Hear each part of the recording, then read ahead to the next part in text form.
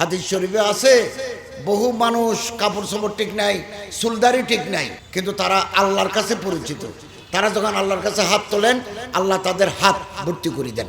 ওস্তাদের সাথে বেয়াদবি করলে জীবন শেষ, মা বাবার সাথে বেয়াদবি করলে জীবন শেষ, আলেম ওলামাদের সাথে বেয়াদবি করলে জীবন শেষ।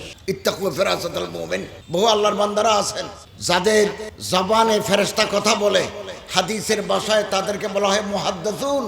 मुहद्दस जिनके जबानों पे फरिश्ते मुकालमा करते हैं, कलाम करते हैं, এদের নাম মুহাদ্দিস।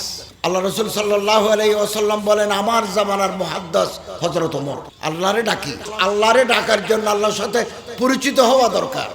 5 ওয়াক্ত নামাজ পড়লে, রমজান শরীফে রোজা রাখলে, উমরা করতে গেলে, হজ করতে গেলে, খায়রাত সাদাকাত, দুঃখী মানুষকে সাহায্য করতে গেলে, মাদক থেকে দূরে থাকা গেলে আল্লাহর সাথে পরিচয় ঘনিষ্ঠ হয়ে যাবে।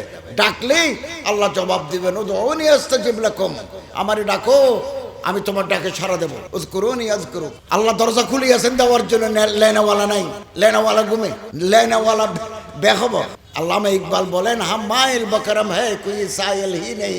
আল্লাহ তাআলা বলেন, আমি তো নিয়ামতের বস্তা নিয়ে বসে আছি, কোই সাইল হি নেই, আমার কাছে কেউ কিছু চায় না। রাহ দেখলাই কিসে, রাহ রে মঞ্জিল হি নেই, রাস্তা দিয়ে হাঁটে, কোথায় যাবে সে জানে না।